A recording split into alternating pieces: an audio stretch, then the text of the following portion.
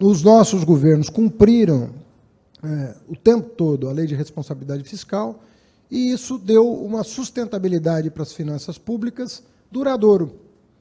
Hoje ela é insuficiente, mas ela, por muito tempo, ela era praticamente a única regra, tirando a regra de ouro da Constituição, ela era a regra fiscal que, e é ainda para estados e municípios, em grande parte, a regra fiscal que dá sustentação às contas públicas.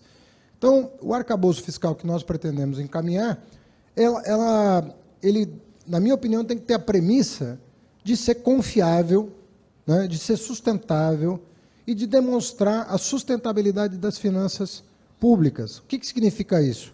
O financiamento dos programas prioritários do governo e a sustentabilidade da dívida pública. Nós temos que compatibilizar a responsabilidade fiscal com responsabilidade social. Fizemos isso, sabemos como fazer, voltaremos a fazer. Nosso grande desafio, portanto, vai ser corrigir os erros que foram cometidos este ano, por assodamento, eu diria até por desespero eleitoral, foram cometidos uma série de equívocos na gestão da política econômica, parte dos quais contrariando não apenas o bom senso, mas recomendação de técnicos da área econômica. Então, uma série de medidas foram tomadas por desespero no calor do processo eleitoral. Isso traz um custo para o país. E nós pretendemos corrigir essas distorções sem tirar o pobre do orçamento, porque nós temos um compromisso com a questão social. Nós não podemos admitir volta da fome, nós não podemos permitir a corrosão do poder de compra dos salários, nós não podemos permitir o que está acontecendo. Mas isso tem que ser compatibilizado com trajetórias sustentáveis. E eu repito, nós já fizemos isso. Eu participei de vários governos, né? E sempre eu passei por governos que tinham esse compromisso de corrigir as distorções das contas públicas, de garantir sustentabilidade das contas públicas, porque isso faz parte de fortalecimento do Estado e não de enfraquecimento do Estado. Você não fortalece o Estado por meio do descontrole, ao contrário, você fortalece o Estado por meio de previsibilidade, confiança, dos investidores saberem o que está acontecendo, confiarem nas trajetórias e nos cenários programados. É assim que se fortalece o Estado brasileiro. Um Estado que pode investir, que pode suprir as necessidades da população de saúde, educação, assistência, combate à fome. Então, nós queremos voltar à normalidade, conduzir a política econômica compatibilizando essas duas diretrizes que não podem estar em antagonismo. Há muitas reformas a serem feitas além da tributária, né? Nós temos a questão do crédito no Brasil. Se nós pegarmos a trajetória de 20 anos para cá, né, em 2003, nós fizemos uma grande agenda de crédito no Brasil, uma das mais eficazes agendas de expansão do crédito no Brasil, com responsabilidade. Não teve quebra de banco, não teve nada, ao contrário, os bancos ficaram mais robustos. Por quê? Porque eram programas de expansão do crédito corretos. Mercado de capitais. Quantos IPOs foram feitos naquele período? Quantas empresas abriram capital? Hoje nós temos uma nova agenda. A agenda dessa década vai aprofundar essa questão. Nós temos que nos voltar para o microcrédito, nós temos que garantir a democratização do crédito, nós podemos desmamar grandes empresas que estão recorrendo ao mercado de capitais, como no mundo todo acontece. Não há necessidade de nenhum tipo de apoio do Estado para aqueles que têm acesso a crédito barato, né? Tem uma série de providências a tomar.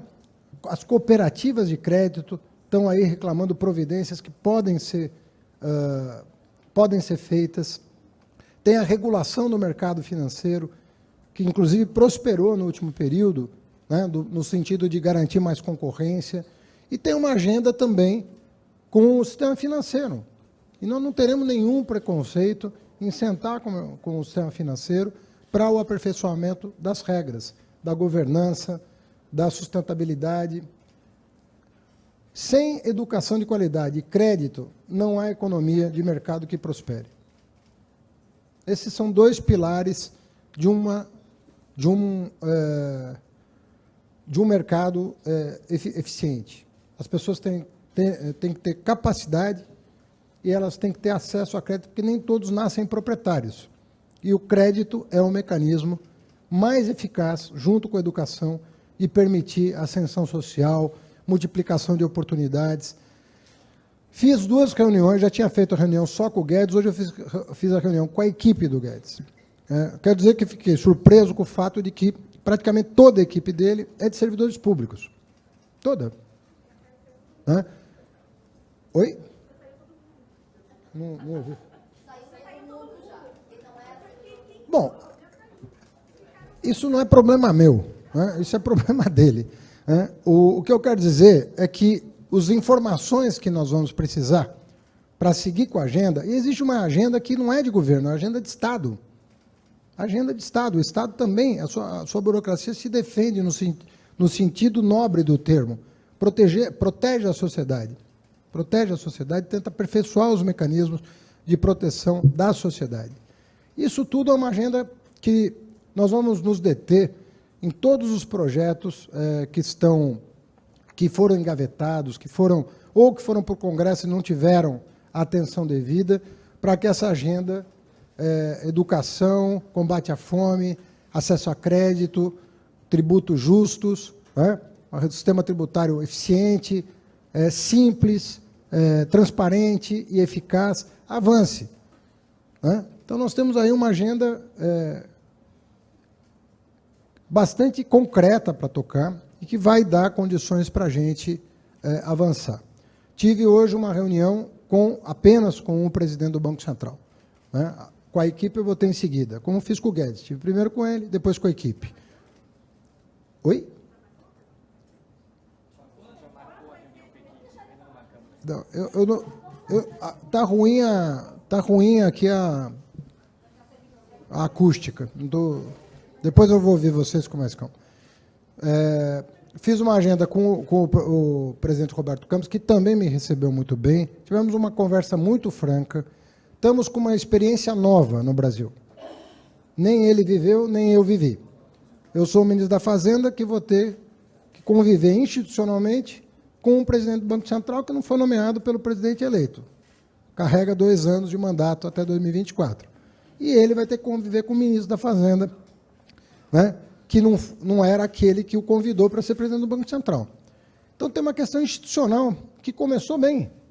Nós tivemos uma reunião muito franca, alinhando conceitos, mais ou menos desenhando cenários de discussão de como proceder, de como trocar informações, de como trocar diagnósticos, de como interagir, para que o resultado que ele almeja seja o mesmo que eu almejo e a gente consiga atingir. Um país crescendo, com menos inflação e menos desemprego. É isso que nós queremos. Então, nós vamos trocar ideias. Tem gente na equipe dele que eu conheço, tem gente na minha equipe que ele conhece, a começar do Gabriel, mas conhece o API, conhece outros que eu vou convidar, mas ainda não convidei. Estou definindo posição. E nós vamos interagir da maneira como previsto. Eu tenho certeza que, tecnicamente, nós temos condição de ajustar as agendas em proveito do crescimento do país. Então, o respeito institucional vai ser muito observado, as equipes estão sendo orientadas para que isso aconteça, e nós vamos interagir sem outro objetivo que não seja o aperfeiçoamento mútuo dos nossos trabalhos. Cada um com as suas atribuições, mas com a obrigação de buscar alinhamento. Eu termino dizendo uma coisa importante. Eu não acredito em médias para a solução de política econômica. Você não é uma política certa com uma errada, não dá uma mais ou menos certa. Nós temos que definir uma política econômica equilibrada, uma política econômica sensata, que vai garantir uma perspectiva de desenvolvimento. Nós temos problemas criados esse ano para corrigir. Não são problemas pequenos. Você teve uma série de medidas que alcançaram centenas de bilhões de reais foram tomadas de forma assodada, sem cálculo de impacto, sem desenho adequado, programas feitos sem nenhum critério, filtros que foram retirados de programas sociais. Por exemplo, o INSS. Foram retirados os filtros de forma artificial para acabar artificialmente com a fila. De última hora. Quando você faz isso, você infla o seu cadastro e coloca 17 bilhões de reais na conta, né, de uma rubrica. De uma rubrica. 17 bilhões de reais na conta. E por aí vai. Estou citando o exemplo do INSS da fila, mas poderia falar de vários outros programas que foram feitos dessa maneira, sem preocupação com o desenho, sem preocupação com a qualidade do gasto, sem preocupação com a justiça do benefício, só pensando eleitoralmente e desesperadamente o que fazer para reverter um quadro eleitoral desfavorável. Essa é a real. Essa é a real. É isso que nós vamos ter que resolver o ano que vem. E nós vamos trabalhar para resolver. É um problema, o Brasil já viveu outros problemas, mas nós vamos trabalhar para resolver. E vamos resolver. Porque vamos ter uma equipe capacitada, disposição de trabalho. Estou muito feliz com a minha interlocução inicial, tanto com o Senado quanto com a Câmara. Todo mundo está ciente que o problema é real e quer ajudar a resolver. Nós vamos encaminhar as melhores soluções para um problema real. As melhores soluções possíveis para resolver esse problema. E eu tenho certeza que a trajetória de investimento, de juro, de inflação, vão acompanhar esse esforço, que estará na direção correta.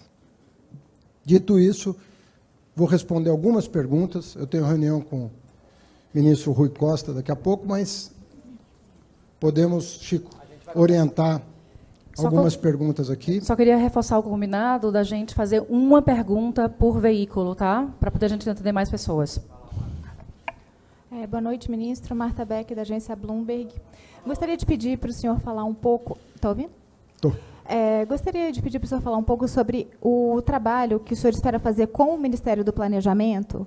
E queria pedir um comentário do senhor sobre a reação do mercado ao fato de que os primeiros nomes da equipe econômica foram nomes muito alinhados ao PT e existe uma cobrança aonde estaria a pluralidade do governo ao fazer aliança com o Geraldo Alckmin, trazer o Pércio Arida e o André Lara para essa equipe. Essas pessoas virão, essa equipe vai ser plural, de que maneira que ela vai trabalhar? Olha, eu peço até a gentileza de que vocês façam uma avaliação da equipe a hora que ela estiver montada, né? Eu estou anunciando um secretário executivo que eu saiba, nunca participou de uma única reunião do PT na vida dele, acho que nunca teve uma filiação partidária na vida dele, e até outro dia era presidente de banco, né? Então, eu acho, né, o Bernardo Api, se você consultar o mercado, né, eu não sei quem é o mercado, mas que vocês consultam, mas se vocês consultarem o mercado para quem vocês eventualmente ligam, eu duvido, né, que o Bernardo Api tenha alguma restrição técnica sobre a maneira como ele enxerga o mundo. É uma pessoa, uma dedicação incrível, né, e fez parte de um governo ultra exitoso, né, na área econômica. Então, eu realmente não consigo ver com os dois nomes que eu anunciei uma preocupação dessa natureza, sinceramente. E nem estou apresentando toda a equipe. Estou apresentando duas pessoas que, na minha opinião, têm muita respeitabilidade da sociedade em geral e do mercado em particular. Agora, eu não posso... eu fui convidado para ser ministro da Fazenda do Brasil, né? Então, eu preciso pensar o país. Quando eu falo, eu tenho que resolver o problema sem tirar o pobre do orçamento, eu não sei se essa segunda parte muita gente concorda. Eu concordo, por isso que eu vim para um governo que tem esse princípio, de que o pobre tem que estar no orçamento. Ele tem que se ver representado, até porque é ele que paga impostos. A gente sabe que é no consumo que se tributa no Brasil. Então, como é que você vai tirar quem paga? O verdadeiro contribuinte, você tira dos serviços sociais, né, de educação, saúde, etc., dos direitos sociais. Então, sinceramente, eu não vejo Posso estar enganado, porque não conheço exatamente o mercado, mas eu não acho que o nome do Galípolo e do Beca sejam nomes que não tenham respeito, né? Uma coisa é concordar, discordar, outra coisa é o respeito como pessoas tecnicamente qualificadas para estarem nessa posição. O planejamento, isso é uma coisa, assim, o planejamento vai ser desmembrado da Fazenda, nós voltaremos a ter planejamento e MIDIC. E essa é uma outra coisa, uma outra etapa interessante, porque nós vamos ter a equipe do planejamento e a equipe do MIDIC também. Então, isso pode definir um padrão de relacionamento e de trabalho mais interessante do que tudo concentrado nas mãos de uma pessoa só. Eu, pessoalmente, acho um modelo melhor, um modelo em que você tem ali um ministro do planejamento que possa colaborar com ideias, com a equipe, porque você tem também uma forte intenção de criar consensos ou de levar para o presidente da República cenários em que ele possa arbitrar o melhor caminho a tomar, né? O presidente Lula é muito participativo, né, no que diz respeito à economia, e é uma pessoa... Eu fui da área econômica do governo dele durante um ano, e posso assegurar que é uma pessoa que não terceiriza responsabilidades, é uma pessoa que assume responsabilidades pela condução do país.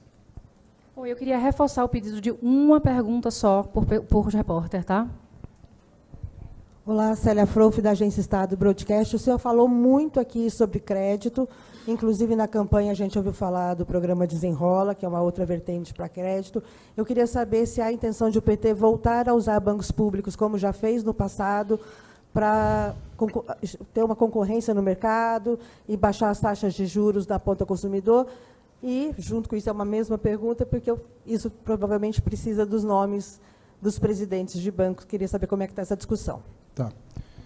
Bom, isso, os nomes estão sendo escolhidos pelo próprio presidente Lula, dos bancos públicos, Caixa e Banco do Brasil.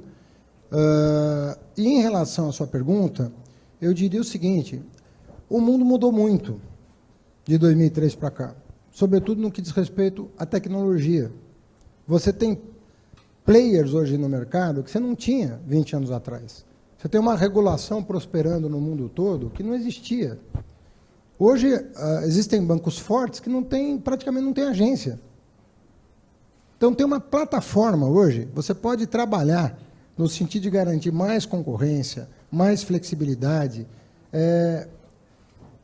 a partir de instrumentos tecnológicos que não estavam disponíveis, né? Isso veio avançando, né, ao longo de governos, né? Você teve TED, depois você teve PIX, amanhã você pode ter PIX parcelado, você pode ter sistema de crédito pelo PIX, você pode ter muita coisa acontecendo.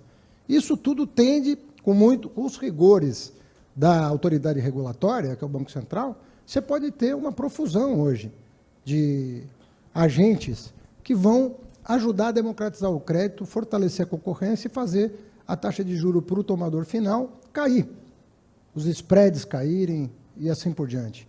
Então, nós temos... A agenda é outra, na minha opinião. Agora, sem prejuízo, né, da ação do Banco do Brasil e da Caixa, que são importantes instrumentos, né? Pega o crédito agrícola. Qual a porcentagem disso que está no Banco do Brasil? É muito grande. Você tem aí uma carteira de centenas de bilhões de reais em crédito agrícola. São carteiras importantes. O Banco do Brasil tem um conhecimento sobre a produção agrícola no Brasil que nenhum outro banco tem. Então, eles são importantes. A Caixa Econômica tem papel fundamental em programas sociais. A questão da gestão do FGTS, do Minha Casa Minha Vida, tudo isso tem muita importância. Mas, em relação à democratização do crédito, eu considero que nós vamos poder contar com um mundo novo que nos ajuda a garantir mais concorrência e queda dos spreads, queda da taxa de juros para o tomador final. Futuro ministro, boa noite. Aqui é Ana Flor, da Globo News. Estamos ao vivo na Globo News. Queria lhe perguntar aqui, Queria lhe perguntar, ontem ampliou a incerteza dos mercados o fato de uma possibilidade de mudança na lei das estatais, justamente para poder permitir indicações políticas. A gente sabe que isso também é do interesse de aliados do governo, poderia ser do governo. Queria lhe ouvir sobre isso. E uma dúvida também, o senhor fala sobre enviar um projeto de âncora fiscal para o Congresso. Já está no Congresso, por exemplo, todo um plano de corte de benefícios tributários, só que uma vez chegou lá, está na gaveta e não sai. Qual seria o empenho do governo em aprovar uma âncora fiscal nova? Olha, eu considero que um arcabouço fiscal novo imprescindível, né? Uma vez que o atual ele praticamente decaiu, né? Ele não é respeitado já há alguns anos, né? 3 ou 4 anos que ele não é respeitado, e esse ano, que eventualmente ele poderia ser, com o chamado fim da pandemia, que não ocorreu de fato, mas diminuiu o peso, né, do enfrentamento, né, do ponto de vista orçamentário, isso não aconteceu. Então, eu volto ao que eu disse, né? Foram tomadas medidas assodadas, desesperadas, que desorganizaram, né, os programas sociais, desorganizaram as contas públicas, e que hoje nós estamos tendo que enfrentar. Nosso desafio é, o ano que vem, tomar medidas de curto prazo, no sentido de garantir a sustentabilidade das contas públicas, trajetória, né, da dívida, etc., queda da taxa de juros, sobretudo juro futuro, mas nós temos que pensar um médio e longo prazo, porque se ficarmos prisioneiros do curto prazo, nós não vamos entregar para o país o que ele precisa para dar. Hoje os investimentos, às vezes, têm prazo de 20, 30 anos. Você faz uma PPP, vocês sabem que eu falo muito em PPP, acredito muito, fui o autor da lei das PPPs no governo federal, quando assessor especial do ministro do Planejamento. O Brasil é um destaque em PPPs, e essa lei ajudou muito a destravar investimentos. Ainda há travas que podem ser superadas, mantendo um ambiente robusto de controle, sem nenhuma irresponsabilidade. Mas há uma ansiedade por investimentos de longo prazo, e nem sempre isso cabe no mercado de capital privado. Nem sempre. Quando cabe, tanto melhor. Não queremos substituir o sistema bancário no financiamento do investimento. Deixa ele andar, porque quanto mais ele andar solto, melhor para o Estado brasileiro.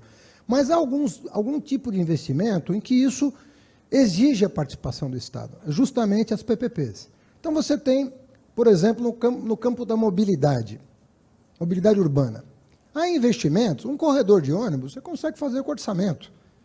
Mas se você vai fazer um metrô, nem sempre a conta fecha.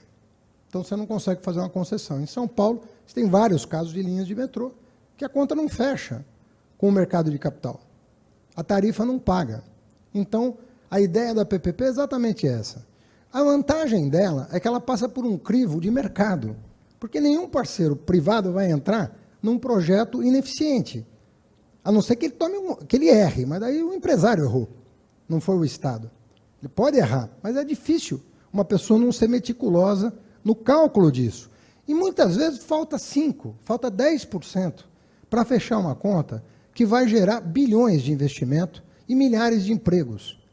É nesse momento que tem cabimento você fazer a parceria. E há inúmeras parcerias. Há muitos modelos de parceria. O Minha Casa Minha Vida, que não é uma PPP, é um modelo de parceria. Por quê? Porque para a população de 0 a 3, você não fecha a conta, ele não tem renda para comprar um imóvel mesmo do Minha Casa Minha Vida. Mas com um subsídio bem calibrado, você consegue, em parceria com estados e municípios, prover a população de baixa renda com casa própria. Então, isso tudo tem que ser muito bem pensado para não virar panaceia, a gente saber, né, calculadamente o que fazer, como fazer, e o setor privado é imprescindível, porque o setor privado ajuda o Estado a não errar, sobretudo quando ele está em parceria conosco. Essa questão que você coloca, ela tem que passar por uma revisão, e por dentro da reforma tributária é até mais fácil você fazer uma política mais justa do ponto de vista tributário. Lembrando que, sim, há especificidades a serem consideradas, né? Fala-se sempre, né, da questão da Zona Franca de Manaus, que é uma questão ali que tem uma especificidade, que é um território de 5 milhões de quilômetros quadrados, mais da metade do território nacional, e que você tem ali... Bom, tem que ser considerado, tem questões políticas sensíveis a serem consideradas, sim, mas há uma série de questões que precisam ser revistas, como você, né, colocou implicitamente na tua pergunta. E isso, se você faz isso, se você não faz caso a caso, mas faz num plano geral de voo, atendendo aquilo que a sociedade como um todo entende que é correto, né, você não vai produzir o menor número de distorções possível e vai fazer com que a eficiência da economia melhore muito. Você vai colocar... as pessoas vão buscar instalar as suas plantas em lugares adequados para baixar custo, vão ter uma série de questões que vão se mexer automaticamente a partir do momento que você tem regras claras e boas para o desenvolvimento da sociedade e para a eficiência econômica. Ministro. Eu não estou participando das discussões e nem sei se elas estão ocorrendo, para ser bem honesto com vocês. Como eu estou há pouco tempo anunciado e tenho que montar a equipe, porque a equipe da Fazenda, ela não tem tempo. Ela, dia 2 de janeiro, ela tem mesa no Tesouro Nacional, tem Receita Federal, tem PGFN, tem uma série de coisas que dia 2 tem que estar funcionando como funciona hoje, com uma equipe nova. Então, eu realmente, desde o anúncio do meu nome, eu estou trabalhando intensamente na composição da equipe, eu estou fazendo muitas reuniões, muitas entrevistas, para que a gente tenha uma equipe o mais rapidamente possível definida, porque os nomes têm que passar pela Casa Civil, tem todo um procedimento burocrático, não é uma simples nomeação, você tem um escrutínio a ser feito formal, né, para que a nomeação aconteça. Então, eu estou muito envolvido nesse momento agora com isso, e eu quero ver se eu termino, até o final da semana, começo da semana que vem, o quadro de primeiro escalão do Ministério. E aí a gente desdobra a equipe com mais tranquilidade depois. Ministro, Fábio Graner, do Jota. Aqui. Minha pergunta, o relator do orçamento, o senador Marcelo Castro, fechou ontem o relatório dele, incorporando já a PEC da transição, e ali apresenta-se um déficit de 231 bilhões de reais para o ano que vem, que reverte, além da magnitude ser bastante alta, ele reverte 2 anos de superávit. Eu pergunto ao senhor se a gente deve esperar um aumento de carga tributária para reduzir esse déficit já no ano que vem, e quando o senhor vislumbra que o Brasil possa voltar a ter superávites primários consistentes, a partir de que ano, dentro da sua gestão, a gente pode vislumbrar superávites primários no setor público e no governo central? Olha, a primeira providência que eu vou tomar no começo do ano é reestimar a receita, que, na minha opinião, não tive ainda o tempo necessário para me debruçar sobre a peça. Está subestimada. Então, a primeira providência é me debruçar sobre a estimativa de receita. Se, porventura, né, o diagnóstico preliminar que nós fizemos estiver correto, né, de que a receita está subestimada, nós vamos aí pensar, a partir do recálculo da estimativa, nas providências que nós vamos tomar já para o ano que vem. Então, nós vamos tomar as providências necessárias, conforme eu te falei. A farra eleitoral custou caro, né, ao país, mas nós vamos conseguir endereçar esse assunto e recolocar as variáveis macroeconômicas numa trajetória adequada. Nós vamos trabalhar para isso. Olha, eu vou poder te responder em janeiro. Eu vou poder te responder em janeiro quando vai voltar, porque eu vou fazer o que for necessário. Nós vamos ter uma central de custo, nós vamos fazer o trabalho que tiver que ser feito em todas as áreas, de contratação, de licitação, de contratos.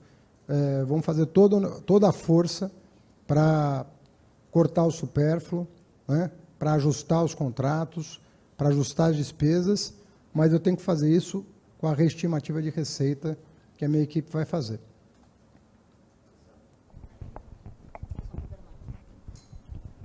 Oi, ministro Bernardo Caran, da Reuters. Eu sei que tem muita coisa ainda em elaboração, mas alguns membros da comissão já vêm pincelando ideias e diretrizes. O senhor tem em mente já quais seriam as linhas do que pode vir a ser um arcabouço fiscal, se uma âncora de dívida, se é necessário uma regra de gasto especificamente? E no fiscal, qual a sua posição sobre desoneração de combustíveis? Olha, em relação ao arcabouço fiscal, nós estamos recebendo propostas, né? Uma delas, inclusive, do grupo de transição, né? Os 4 economistas que compuseram o grupo de transição estão apresentando um arcabouço fiscal. E isso vai ser levado em consideração, né? Governo de transição é governo de transição, mas o Tesouro Nacional fez uma proposta, esse grupo fez uma proposta, e eu entendo que nós temos um prazo. Você vê que o próximo Congresso assume em fevereiro, né? Então, nós temos aí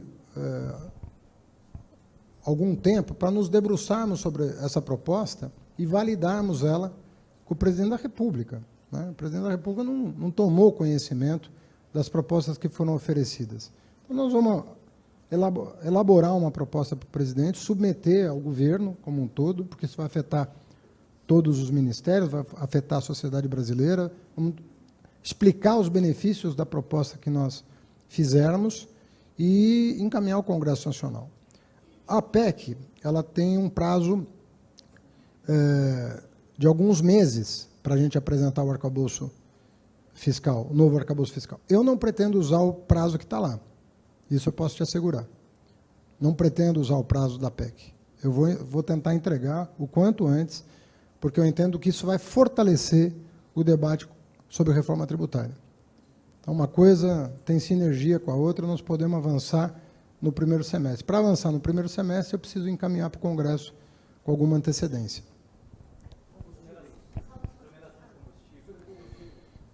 Então, eu vou dar uma olhada no relatório do orçamento, né, que foi apresentado agora, e temos que esperar também a decisão sobre a PEC da transição. Tem decisões que têm pressupostos, né? Tem pressupostos. E 2 dos pressupostos dessa decisão é justamente o déficit fiscal e a tramitação da PEC. Se eu não tiver essas 2 leis na mão, eu não tenho como tomar uma decisão a respeito, nem sugerir uma decisão para o presidente da República. Então, eu preciso da PEC aprovada, do orçamento aprovado, e aí eu levo a consideração do presidente.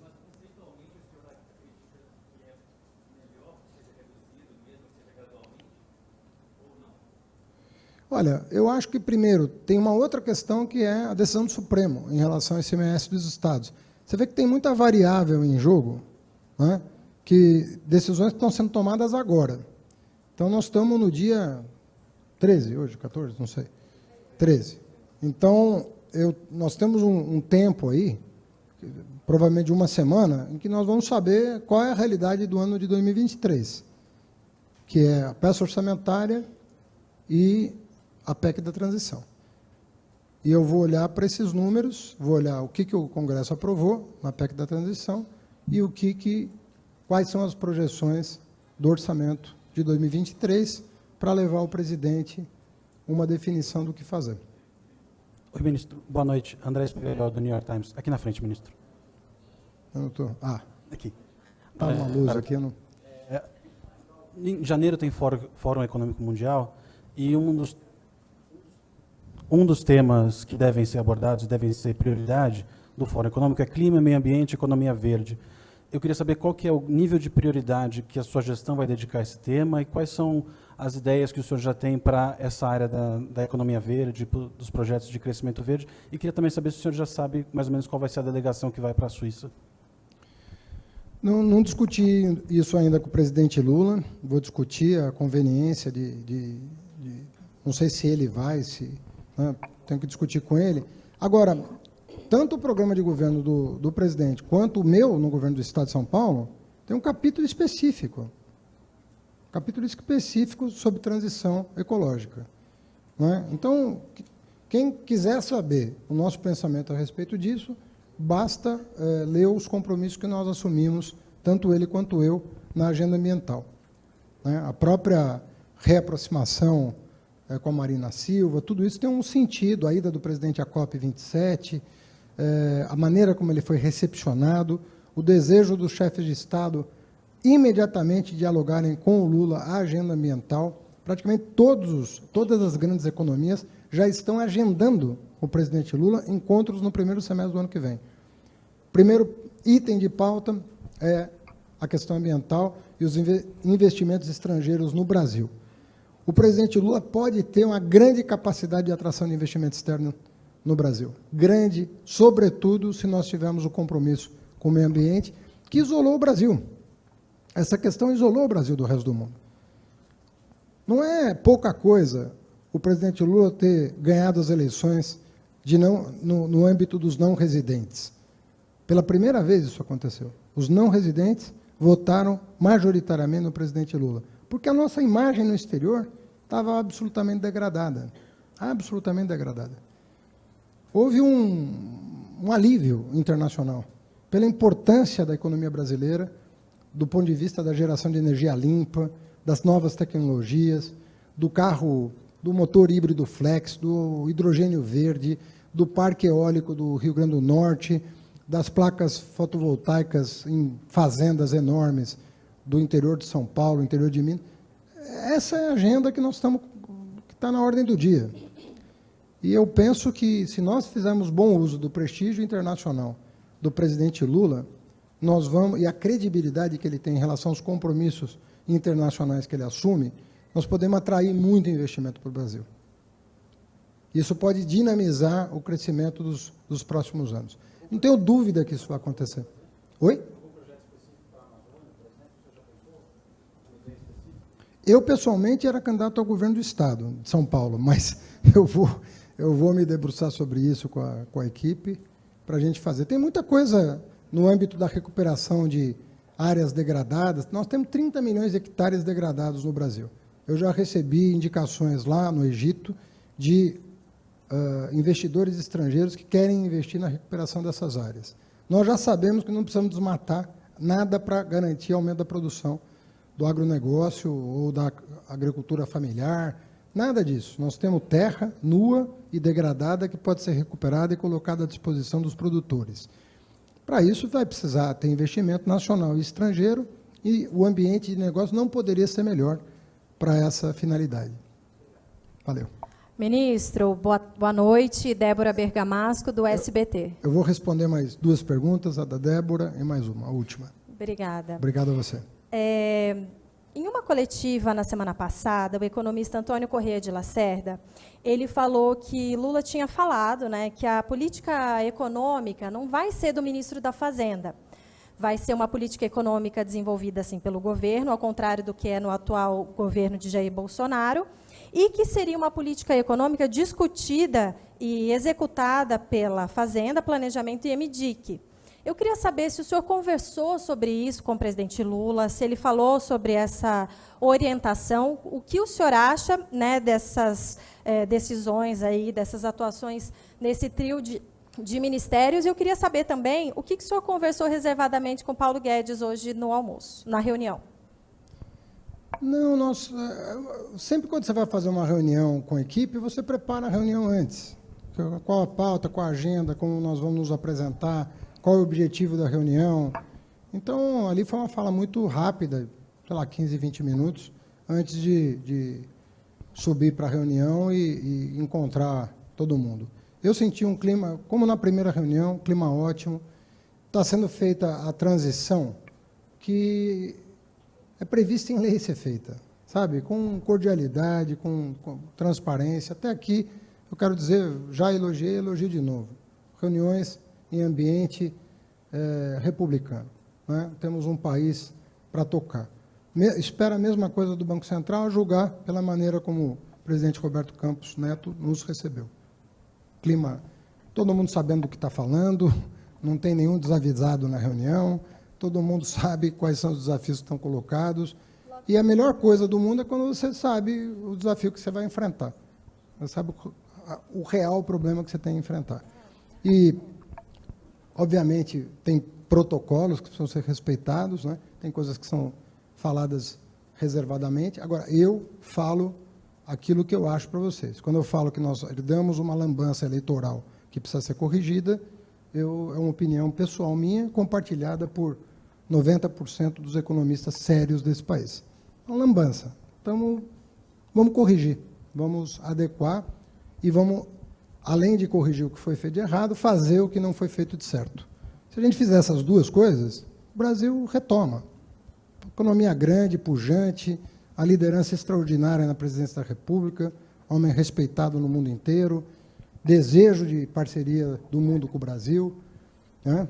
E essa coisa do chamado nervosismo de mercado passa logo, vamos passar um Natal bom, um Novo bom, e pensar no futuro, né, e no progresso do Brasil.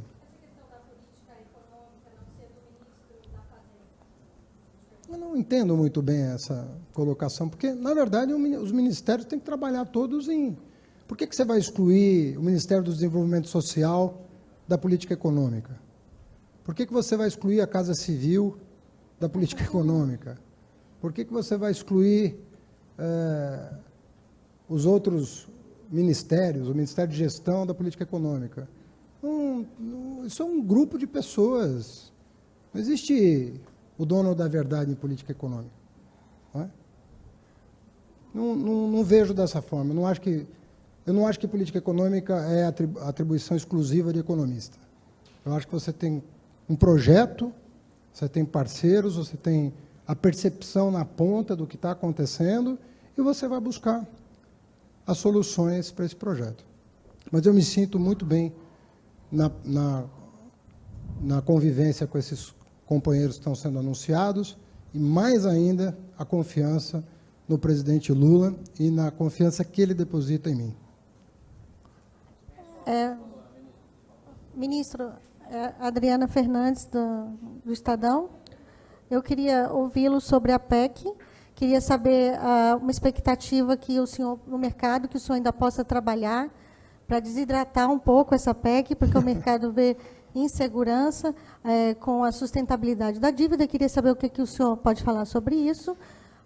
E também queria ouvir umas poucas palavras, por causa do tempo, do seu indicado ao secretário executivo, que será o número 2, né, do Ministério. Você quer me ouvir sobre ele ou quer ouvir ele? Não, eu queria ouvir um pouco. Porque o senhor pouco falou sobre as suas indicações, né? O senhor falou um pouco do API, não falou as razões que levaram à indicação do Galípolo e como que ele pode, o papel dele na sua equipe. Afinal, essa entrevista foi um pouco para mostrar a sua equipe nova. Tá bem. Bom, o Galípolo é uma pessoa de quem eu me aproximei pouco mais de um ano e tivemos uma interação muito importante ao longo da campanha do presidente Lula e eu me identifiquei com a visão de mundo dele a ponto de indicá-lo como número 2. Ele é vice-ministro, ou seja, na minha ausência, ele fala por mim. Ele coordena a equipe e eu tenho uma visão de conjunto muito parecida com a do Galípolo. Essa visão de conjunto é muito importante, né? Porque é o norte do governo, é para onde você vai dirigir as atenções e as prioridades. Então, para mim, ter uma pessoa, um economista com formação, com prática, com vivência, mas com determinados compromissos nos quais eu acredito e dediquei minha vida, é muito importante, né? Ele é o vice-ministro, portanto, o papel dele é ser a minha voz dentro do Ministério todo o tempo, né? E colaborar com a equipe da melhor maneira. Ajudar, inclusive, a compor a equipe. A gente está fazendo muita coisa juntos, fazendo avaliações conjuntas. Acabei de passar no presidente Lula, que já gostava muito dele, agora mais ainda, para consolidar e sedimentar essa aliança em proveito do seu governo. Sobre a PEC, o que a grupo de transição compreendeu, né? O que eu recebi quando eu cheguei? Porque quando eu cheguei, essa PEC já estava sendo formatada. vamos nos lembrar que eu estou há 2 semanas apenas acompanhando o governo de transição. Foi depois do Egito, onde eu fui convidado para ser ministro da Fazenda. Então, depois do Egito, com o convite do Lula, que foi anunciado depois, mas o Lula falou, olha, se envolva com a economia, porque você vai ser o ministro da Fazenda. E aí eu comecei com muita discrição, até porque o anúncio não tinha sido feito, eu comecei com muita discrição a me apropriar do que estava sendo encaminhado. Só fui finalmente indicado, né, publicamente, na sexta-feira. Então, nós estamos falando de 4 dias. Eu não podia nem convidar ninguém, porque eu estaria me indicando para a pessoa que eu convidei, eu não tinha um compromisso do presidente Lula de aguardar a sua decisão sobre o anúncio. Então, há 4 dias eu estou, vamos dizer assim, com a autoridade necessária para falar em nome do governo de transição na área econômica. A equipe econômica da transição fez uma conta. Qual é o orçamento de 2023 que tem que ser aprovado para que o presidente Lula tenha, no seu primeiro ano de governo, o mesmo valor que teve o Bolsonaro no seu último ano de governo, despesa como proporção do PIB. Ok? É um conceito bastante simples de entender. Né? Por quê? Porque o presidente Bolsonaro autorizou uma série de despesas no meio do ano, né, em função do calendário eleitoral. Quando você anualiza isso, você tem que dobrar. E veja que, com tudo isso, o governo não conseguirá fechar 2022 sem a aprovação da PEC. Então, se nós temos que contar a verdade para a sociedade. Porque número, não tem fake news em torno de número. Eu falava aqui da fila do INSS. O desespero bateu, tiraram os filtros todos, que eram meticulosamente observados para a entrada de um beneficiário da Previdência, os filtros foram removidos e entrou todo mundo, às vésperas da eleição. Anualiza a despesa, dá 16 bi. E por aí vai. Auxílio Brasil, Previdência, tudo isso. Então, quando você faz um orçamento igual ao desse ano, como proporção do PIB, você já vai ter que fazer acomodação de muita coisa que não estava prevista. Então, e isso dá 150 bilhões. Só para que vocês tenham uma ideia. Hã? Como proporção do PIB, não. Depende. Bom, 0,1, talvez. Mas estou dizendo, é o mesmo valor.